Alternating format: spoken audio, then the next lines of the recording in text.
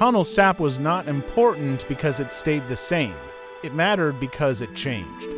In the Cambodian lowlands, monsoon water made the lake expand and contract each year, turning the basin into a moving seasonal water world. Tomle Sap was tied to the making by a rare seasonal rhythm.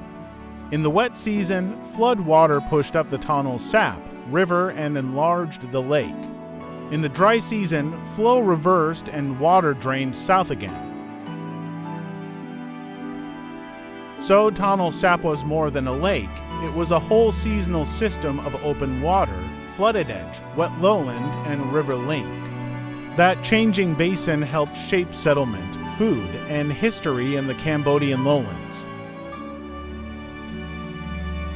The first advantage was the seasonal water effect.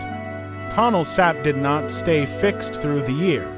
In the wet season, Mekong flood water pushed back through the river and made the lake spread outward. In the dry season, flow reversed and water drained away again. That gave this basin an unusually strong seasonal rhythm. The second advantage was food support. The expanding shallow lake supported rich fish resources, while the nearby wet lowlands supported cultivation. This was not only a lake resource or only a farming zone. It was a combined food system built around seasonal water. The third advantage was basin linkage. Tomle Sap was not an isolated inland lake. The river linked it to the making, while the flat basin helped movement around the lowland core. Water, goods, and people could circulate through a broader connected system. The fourth advantage was historical leverage. Tomle Sap did not create power by itself, but it gave nearby centers a strong geographic base. Its seasonal waters, food resources, and connected lowlands helped support dense settlement and durable political organization. The result was a landscape of linked roles. The lake worked as a seasonal resource world. The river carried the basin's rhythm. The plains turned water into grain, while feeder uplands and downstream junctions connected Tomle Sap to a wider system. Some empires did not rise from dry open plains, they rose from seasonal water worlds. Angkor grew beside Tomle Sap, where monsoon water helped create a strong inland imperial core. This was not a dry isolated capital.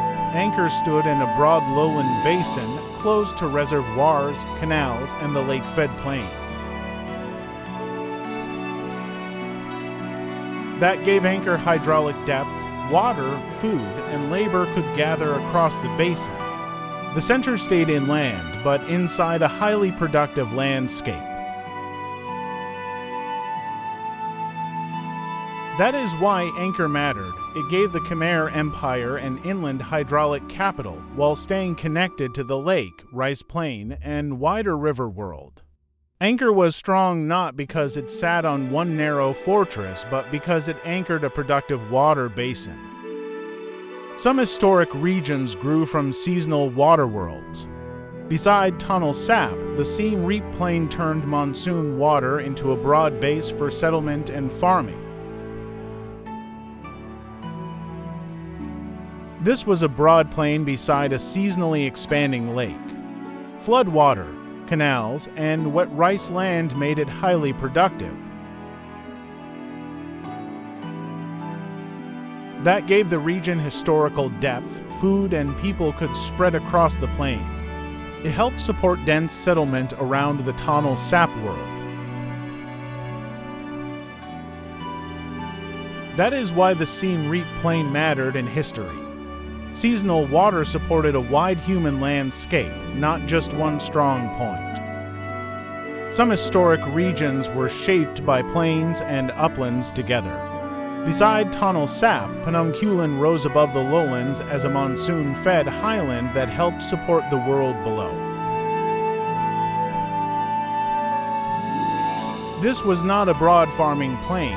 It It was an upland plateau where monsoon rain gathered, streams formed, and water moved down toward the Anchorside lowlands. That gave the region historical leverage. Water, stone, and sacred high ground from the mountain were linked to the lower plain, not isolated from it. That is why Penangkulan mattered in history.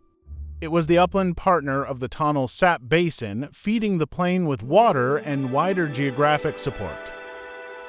Some historic regions were shaped not only by plains but by connections. At the Mekong-Tomle Sap junction, seasonal river flow linked the Great Mekong system to the Tomle Sap world. This was not just a simple river crossing. It was a hydraulic meeting point where water could move between the Mekong corridor and the Tomle Sap basin. That gave the region strategic depth. In the wet season, rising Mekong water could reverse flow into Tomle Sap, strengthening the lake basin and tying it to a much larger river world. That is why the Mekong-Tomle Sap junction mattered in history.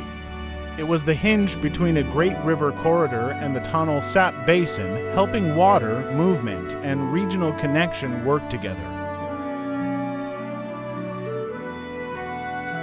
Tomle Sap shaped history not by standing still, but by changing with the seasons.